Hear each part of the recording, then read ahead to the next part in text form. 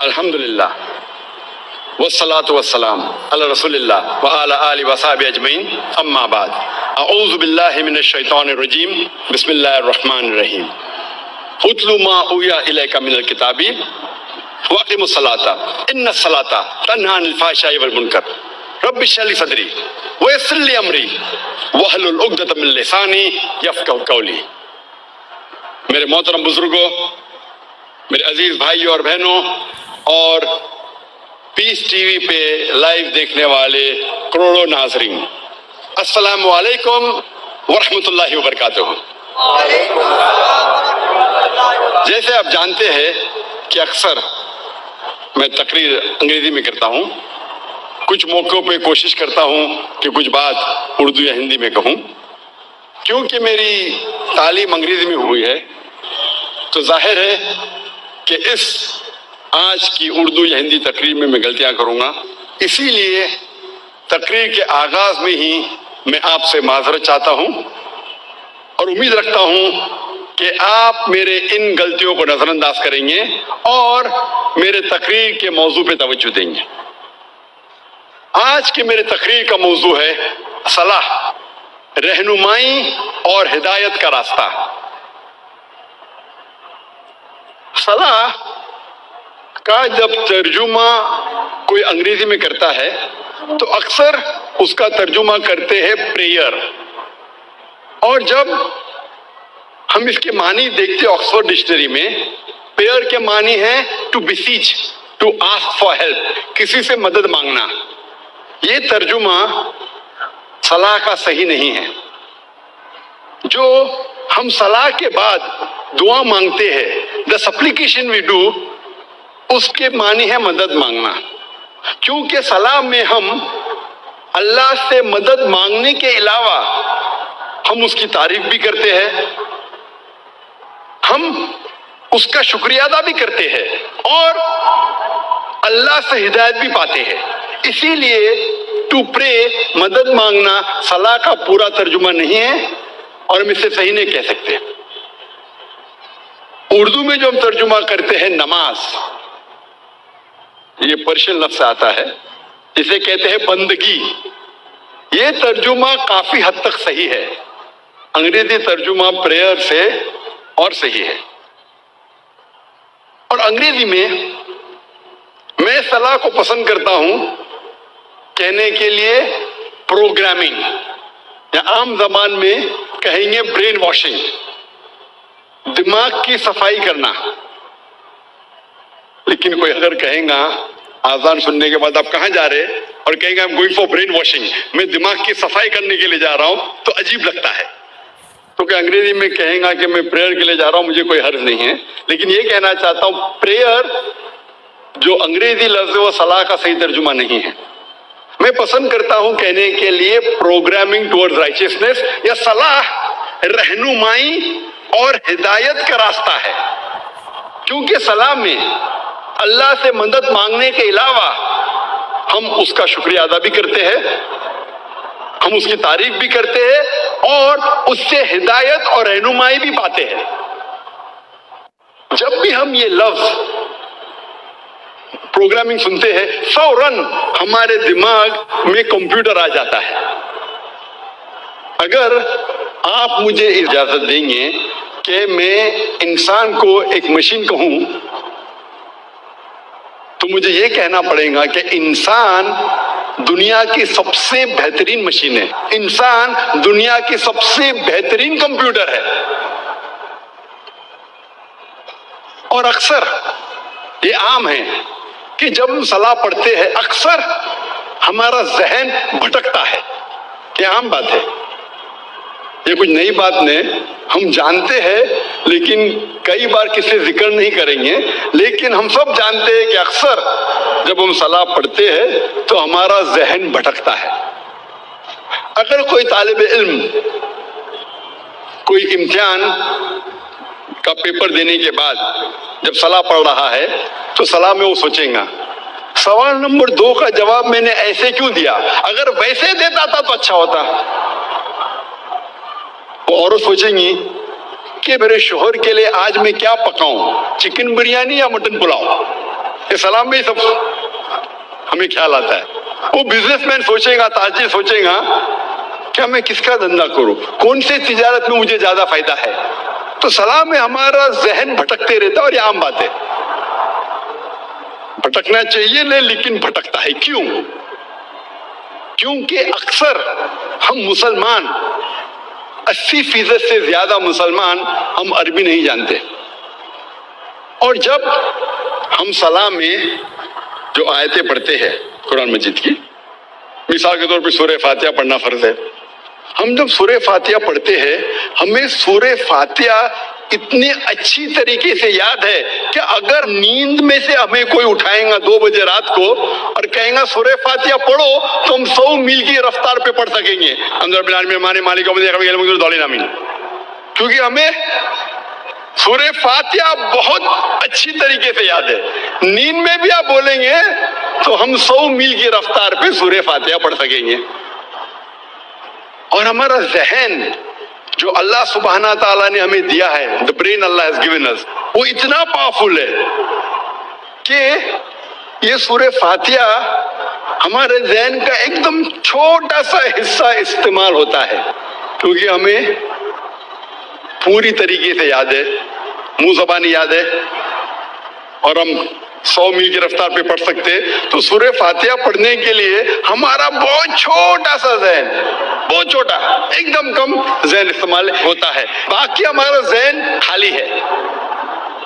An empty brain is a devil's workshop. یہ انگریزی میں کہاوت ہے کہ خالی دماغ شیطان کا کارخانہ ہے. خالی دماغ شیطان کی فیکٹری ہے. اور سائنٹیفکلی ہمارا دماغ خالی کبھی رہ ہی نہیں سکتا.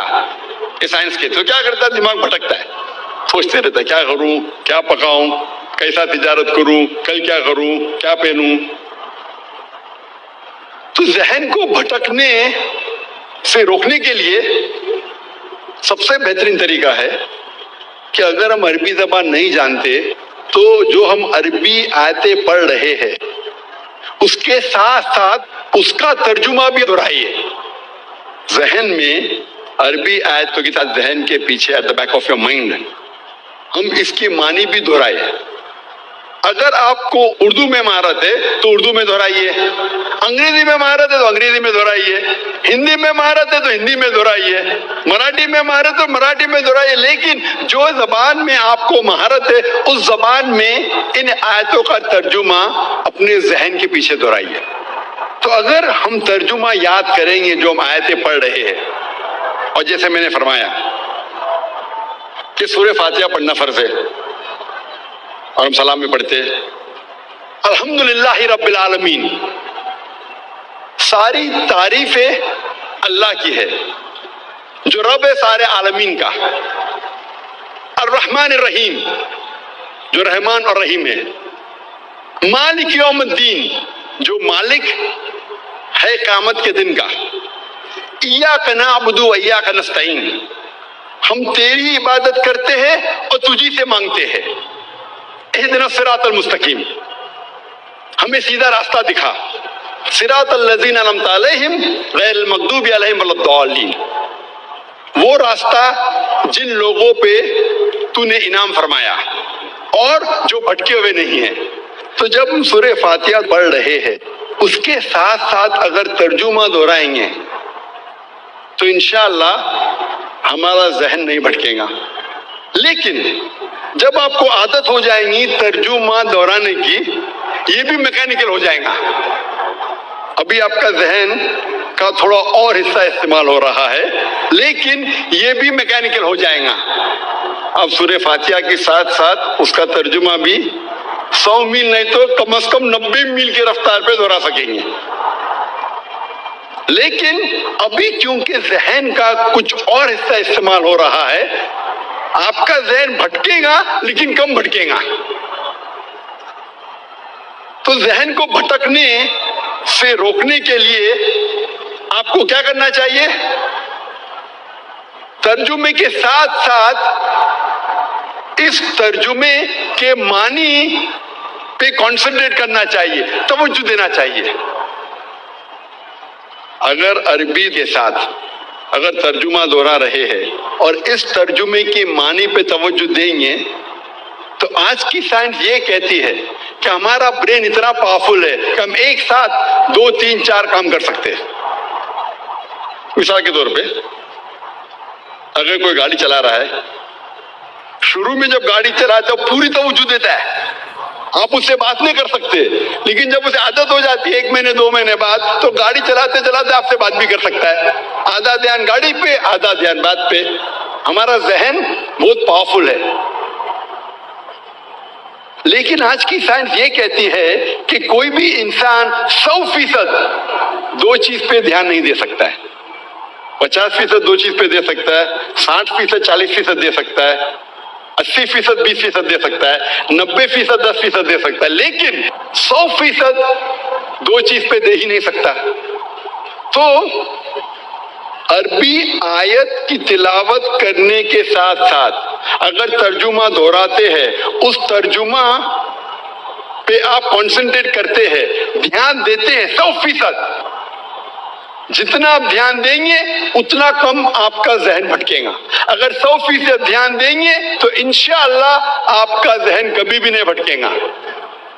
تو اسی لیے ذہن کو بھٹکنے سے روکنے کے لیے یہ ضروری ہے کہ جو بھی آیتوں کی آپ تلاوت کرتے ہیں قرآن مجید میں، جو بھی اللہ کے رسول فرماتے حدیث میں جو میں پڑھنا چاہیے صلاح میں، اس کی معنی آپ جانیں اور اس معنی پہ توجہ دیں گے 100%، تو انشاءاللہ آپ کا ذہن کبھی بھی نہیں بھٹکے گا۔ اللہ تعالیٰ فرماتے ہیں، اور اس تقریر کے شروع میں میں نے قرآن مجید کی ایک آیت کی تلاوت کی تھی، سورہ عنکبوت سورہ نمبر 29 آیت نمبر 45 میں اللہ تعالیٰ فرماتے اتلو ما اوحی الیک من الکتاب واقم الصلاۃ ان الصلاۃ تنہی عن الفحشاء والمنکر۔ تلاوت کرو ان آیتوں کی جو میں نے نازل کی ہے اس کتاب میں، واقم الصلاۃ، اور صلاح کو قائم کرو، ان الصلاۃ تنہی عن الفحشاء والمنکر، بے شک صلاح فحشی اور برے کاموں سے روکتی ہے۔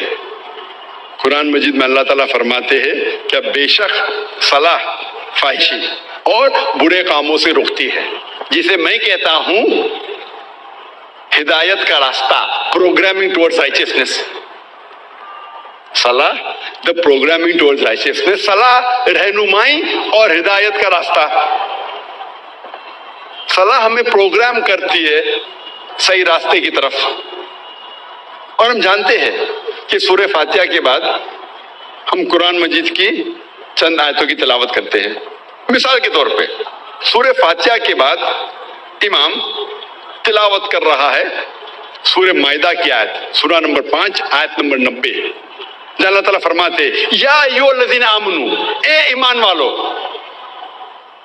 انما الخمر والمیسر، بے شک شراب اور جوا، والانصاب والازلام، بت پرستی اور پھانسے پھینکنا، رجس من عمل الشیطان، یہ شیطان کے ہتھ کنڈے ہیں، فاجتنبوہ لعلکم تفلحون، ان ہتھ کنڈوں سے دور رہو تاکہ تم فلاح پاؤ۔ یہاں صلاح میں ہمیں ہدایت مل رہی ہے کہ شراب مت پیو، جوا مت کھیلو، بت پرستی مت کرو، پھانسے مت پھینکو، یہ شیطان کے ہتھ کنڈے ہیں، ان سے دور رہو تاکہ آپ فلاح پاؤ۔ اللہ ہمیں ہدایت دے رہا ہے صلاح میں۔ ہو سکتا ہے کہ سورہ فاتحہ کے بعد امام صاحب سورہ مائدہ سورہ نمبر 5 آیت نمبر 3 کی تلاوت کرتے ہیں، اللہ تعالیٰ فرماتے حرمت علیکم المیتۃ والدم ولحم الخنزیر وما اہل لغیر اللہ بہ، حرام ہے آپ کے لیے مرا ہوا گوشت، خون، خنزیر سور کا گوشت اور غیر اللہ کا کھانا، اللہ کے علاوہ کسی اور کا نام لیا ہوا کھانا، یہ آپ کے لیے حرام ہے۔ یہاں ہمیں ہدایت مل رہی ہے کہ مرا ہوا گوشت، خون، خنزیر، غیر اللہ کا کھانا آپ کے لیے حرام ہے۔ ہو سکتا ہے کہ سورہ فاتحہ کے بعد امام صاحب تلاوت کرتے ہیں سورہ بقرہ سورہ نمبر 2 آیت نمبر 188 کی آیت، جہاں اللہ تعالیٰ فرماتے ہیں کہ اپنے پیسے کا استعمال مت کرو جج کو رشوت دینے کے لیے. جو حاکم ہے، جو جج ہے، اس کو رشوت دینے کے لیے پیسے مت استعمال کرو تاکہ آپ دوسرے کا مال ہڑپ کر سکو. یہاں ہدایت مل رہی ہے کہ رشوت دینا حرام ہے. ہو سکتا ہے کہ امام صاحب سورہ فاتحہ کے بعد تلاوت کرتے ہیں سورہ اسراء کی آیت، سورہ نمبر 17 آیت نمبر 23 اور 24. اللہ تعالیٰ فرماتے ہیں کہ اللہ کی عبادت کے بعد آپ کو اپنے والدین کے ساتھ اچھا سلوک کرنا چاہیے، اور اگر ایک یا دونوں ضعیف ہو جائے تو ان کو اف تک مت کہو، اور ان کے ساتھ اچھا برتاؤ کرو اور دعا کرو اللہ سے کہ ان پر رحمت برسائے جس طریقے سے ان نے بچپن میں میری پرورش کی.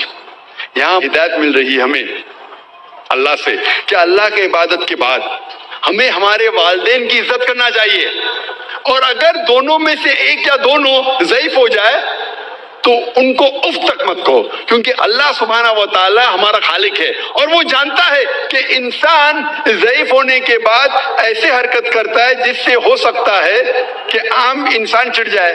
تو اللہ تعالیٰ کہتے ہیں کہ آپ کے والدین اگر ایک یا دونوں ضعیف ہو جائے اف تک مت کہو، اور ان کے ساتھ اچھا برتاؤ کرو اور اچھائی سے پیش آؤ اور دعا کرو اللہ سے کہ ان پر رحمت برسائے کیونکہ ان نے میری بچپن میں پرورش کی.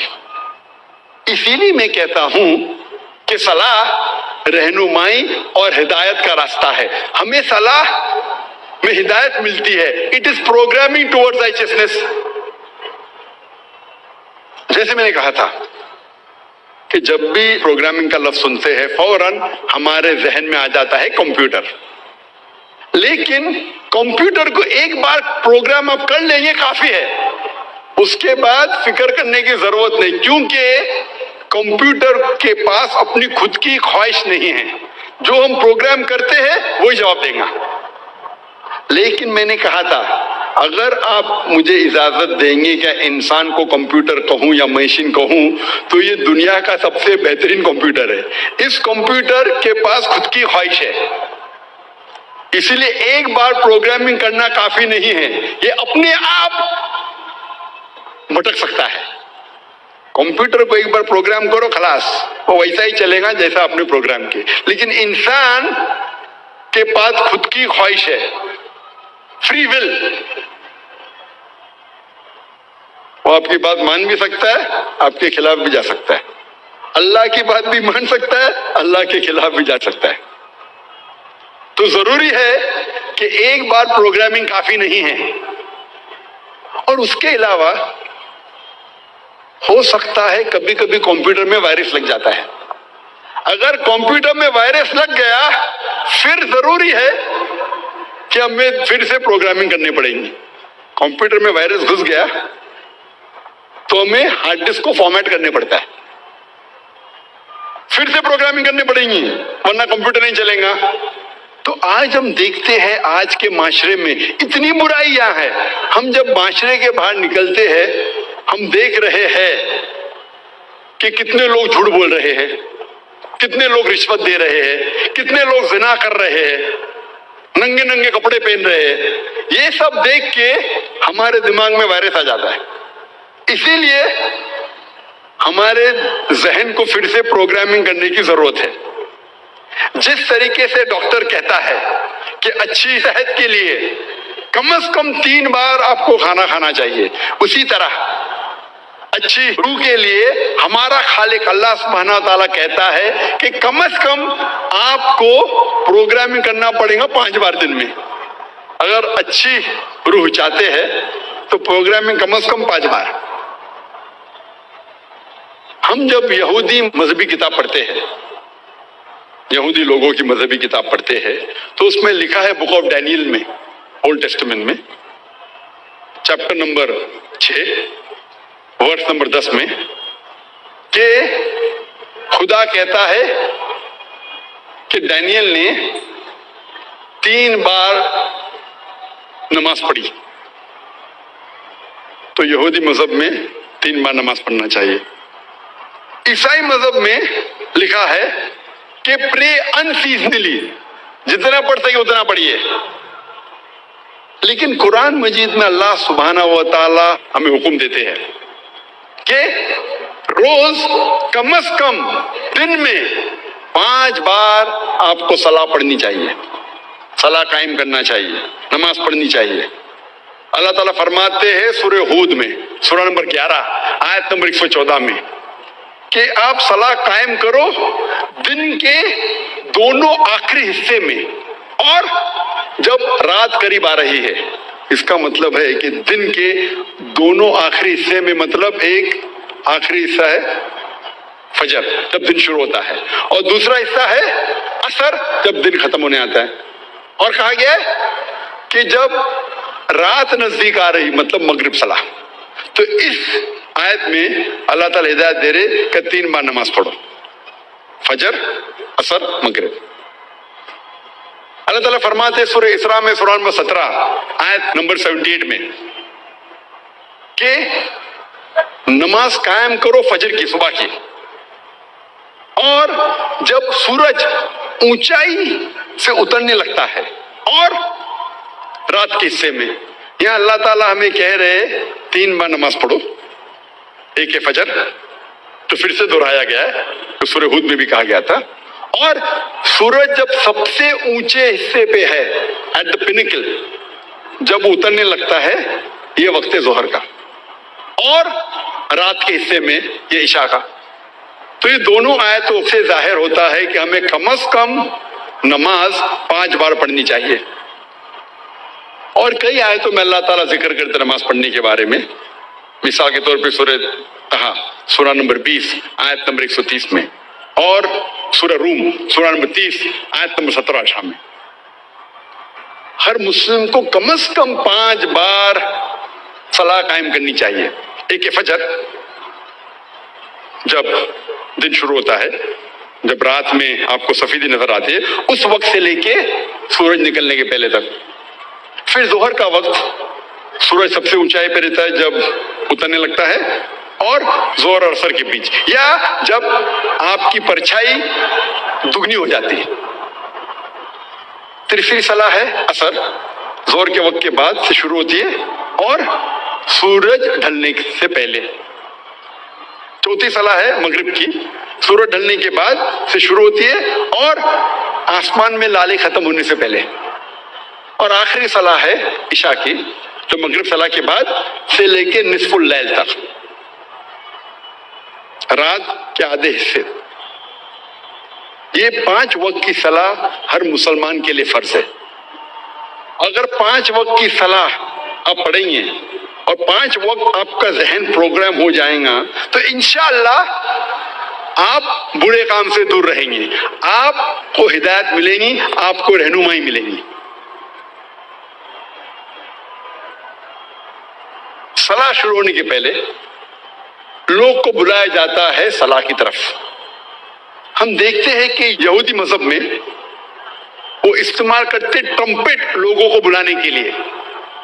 لکھا گیا اولڈ ٹیسٹمنٹ میں in the book of Numbers chapter number 10 verse number 1 سے 3 میں خدا کہتے ہیں موسیٰ علیہ السلام سے، آپ 3 چاندی کے ٹرمپٹ بناؤ. ٹرمپٹ کو کہا جاتا ہے نا، ٹرمپٹ. بونگا، بونگا تو نہیں کہیں گے لیکن ٹرمپٹ انگریزی میں کہتے ہیں. ٹرمپٹ کا استعمال کرو لوگوں کو نماز کی طرف بلانے کے لیے. عیسائیت میں استعمال کرتے گھنٹی کی، گھنٹی بجاتے چرچ بیل لوگ کو بلانے کے لیے. کئی قبیلے میں ڈھول کا استعمال ہوتا ہے لوگ کو بلانے کے لیے. اسلام میں استعمال ہوتی ہے انسان کی آواز، اور انسان کی آواز یہ جتنے اعلیٰ ہے ان سے کہیں بہتر ہے اور سریلی ہے. کان کو سریلی ہونے کے علاوہ اس کے اندر ایک پیغام بھی ہے. آذان کا میں ذکر کر رہا ہوں، جو آذان جو ہوتی ہے لوگوں کو صلاح کے لیے بلانے کے لیے. آواز سریلی ہونے کے علاوہ یہ افسوس کی بات ہے کہ بمبئی شہر میں جو مسجدوں میں اذان ہوتی ہے، افسوس کی بات ہے اکثر یہ اذان سریلی نہیں ہوتی، کان کو تکلیف زیادہ دیتی ہے، رہنمائی کے بدلے تکلیف زیادہ دیتی ہے۔ آپ اگر حرمین کی اذان سنیں گے، مکہ کی یا مدینہ کی، ماشاءاللہ آپ کا دل خوش ہو جاتا ہے، وہ اذان آپ کو رب کی یاد دلاتی ہے۔ بمبئی شہر میں جو اذان ہم سنتے ہیں تکلیف زیادہ دیتی ہے، سب اذان نہیں، اکثر ہمیں کوشش کرنا چاہیے کہ ہمارے مؤذن کو اکٹھا کر کے ان کو تربیت دینا چاہیے، پریکٹس دینا چاہیے، کس طریقے سے اذان دینی چاہیے، کیونکہ اذان کے وجہ سے جب میں انٹرویو کرتا ہوں کئی نو مسلم کو، میں کئی نو مسلم کو جانتا ہوں جو صرف اذان کے وجہ سے اسلام قبول کیے۔ میں پوچھتا ہوں اکثر نو مسلم سے، آپ کو اسلام میں سب سے زیادہ پسندیدہ چیز کیا لگی؟ اکثر لوگ کہتے ہیں توحید اور کئی چیزیں۔ کچھ لوگوں نے مجھ سے کہا وہ اذان اتنی اچھی ہے کہ جب بھی اذان سنتا ہوں میں دل میرا باغ باغ ہو جاتا ہے، دل خوش ہو جاتا ہے۔ تو ہمیں کوشش کرنا چاہیے کہ ہمارے مؤذن جو ہے اس شہر میں ان کی تربیت کرے کہ کس طریقے سے صحیح اذان دینا چاہیے۔ اور جیسے میں کہہ رہا تھا کہ اذان سریلی ہونے کے علاوہ ایک پیغام دیتی ہے ہمیں۔ افسوس کی بات ہے کہ اکثر مسلمان اذان کی معنی جانتے ہی نہیں۔ تو مسلمان نہیں جانتے تو غیر مسلم کیسا جانے؟ اور میں ایک واقعہ آپ سے کہنا چاہتا ہوں، اور یہ حقیقت واقعہ ہے۔ تقریباً 10-15 سال پہلے جب میں کیرلا میں گیا تھا تقریر کرنے کے لیے، اور یہ حقیقت ہے، مجھے مہمان خصوصی بنایا گیا تھا، اور میرے تقریر کے پہلے ایک غیر مسلم پولیٹیشین کو بلایا تھا، اور اپنے تقریر میں ہر پولیٹیشین جو غیر مسلم میں کوشش کرتا ہے کہ اگر مسلم گیدرنگ دیکھتا ہے تو وہ تعریف کرے گا اسلام کی۔ تو یہ غیر مسلم پولیٹیشین تعریف کرتے کرتے کہنے لگا کہ ہمارے اس دیش میں جو مسلمان مغل بادشاہ اکبر اتنے مہان کام کیے، اسی لیے مسلمان روز 5 بار اللہ اکبر کر کے اکبر بادشاہ کی تعریف کرتے۔ آپ سمجھ رہے ہیں یہ جوک ہے؟ جوک نہیں، حقیقت ہے، اور میں خود گواہ ہوں۔ میں اسٹیج پہ بیٹھا تھا، اچھا میرے تقریر کے پہلے اس نے کہا، تقریر میں نے اس کی غلط فہمی کو دور کیا کہ ہم مسلمان جب اللہ اکبر بولتے ہیں تو اکبر بادشاہ کی تعریف نہیں کرتے۔ اکبر بادشاہ تو موجود بھی نہیں تھا اس وقت، اللہ کے رسول کے ٹائم پہ اکبر بادشاہ کہاں تھے؟ جب اللہ اکبر کہتے ہیں اس کی یہ معنی ہے کہ اللہ سب سے بڑا ہے، اللہ از دا گریٹسٹ۔ اسی لیے ہر مسلمان کا فرض ہے کہ کم از کم وہ اذان کی معنی کو جانے، تاکہ خود کے دل پہ اثر ہو، اور ساتھ ساتھ جو لوگ کو اس کی معنی نہیں پتا ہے، غیر مسلمانوں کو نہیں پتا ہے، ان لوگوں کو اس کی معنی بتائے۔ اور اذان میں ہم 4 بار دہراتے اللہ اکبر اللہ اکبر اللہ اکبر اللہ اکبر، اللہ سب سے بڑا ہے، اللہ سب سے بڑا ہے، اللہ سب سے بڑا ہے، اللہ سب سے بڑا ہے۔ اشہد ان لا الہ الا اللہ، میں گواہی دیتا ہوں اللہ کے علاوہ کوئی معبود نہیں، میں گواہی دیتا ہوں کہ اللہ کے علاوہ کوئی معبود نہیں۔ اشہد ان محمد رسول اللہ، میں گواہی دیتا ہوں کہ محمد صلی اللہ علیہ وسلم اللہ سبحانہ تعالیٰ کے رسول ہے، میں گواہی دیتا ہوں کہ محمد صلی اللہ علیہ وسلم اللہ کے رسول ہے۔ حی علی الصلاح، حی علی الصلاح، آؤ صلاح کی طرف، آؤ صلاح کی طرف۔ حی علی الفلاح، حی علی الفلاح، آؤ فلاح کی طرف، آؤ فلاح کی طرف، آؤ کامیابی کی طرف، آؤ کامیابی کی طرف، آؤ اچھے کام کی طرف، اچھے کام کی طرف۔ اللہ اکبر اللہ اکبر، اللہ سب سے بڑا ہے، اللہ سب سے بڑا ہے۔ جب ہم اذان کی معنی کو جانیں گے، پھر ہمارے دل پہ اذان کا اثر اور گہرا پڑے گا۔ صرف عربی نہیں جاننے کے باوجود پڑھتا ہے الحمدللہ ثم الحمدللہ، لیکن اگر اس کی معنی جانے تو انشاءاللہ یہ اور گہرا اثر کرے گا آپ کے دل پر اور آپ کے دماغ پر۔ اللہ تعالیٰ فرماتے سورہ جمعہ میں، سورہ نمبر 62 آیت نمبر 9 میں، کہ جب آپ جمعہ کی اذان سنتے ہیں تو فوراً جمعہ کی نماز پڑھنے کی طرف جائیے، جماعت کی طرف جائیے۔ اذان صلاح جو جماعت میں ہوتی ہے اس کے پہلے دینا ضروری ہے۔ اور اللہ تعالیٰ فرماتے سورہ طٰہٰ میں، سورہ نمبر 20 آیت نمبر 11 اور 12 میں، جب موسیٰ علیہ السلام آنکھ کی طرف جاتے ہیں تو ایک آواز سنتے ہیں، اللہ تعالیٰ کہتے ہیں اے موسیٰ اپنے پیروں میں سے جوتیاں نکالو کیونکہ تم پاک وادی میں ہے، وادی طویٰ میں، کیونکہ اللہ تعالیٰ حکم دیتے ہیں موسیٰ علیہ السلام کو۔ اس حکم کا ذکر ہے قرآن مجید میں سورہ طٰہٰ میں سورہ نمبر 20 آیت نمبر 11 اور 12 میں۔ اسی لیے ہم مسلمان صلاح کے پہلے ہماری جوتیاں نکالتے ہیں۔ اس کا ذکر آتا ہے یہودی اور عیسائی مذہبی کتابوں میں بھی۔ لکھا ہے بک آف ایکسڈس میں چیپٹر نمبر 3 ورس نمبر 5 میں، خدا کہتے ہیں موسیٰ علیہ السلام سے Draw not nigh hither, put off thy shoes from thy feet, for the place where thou standest is holy ground.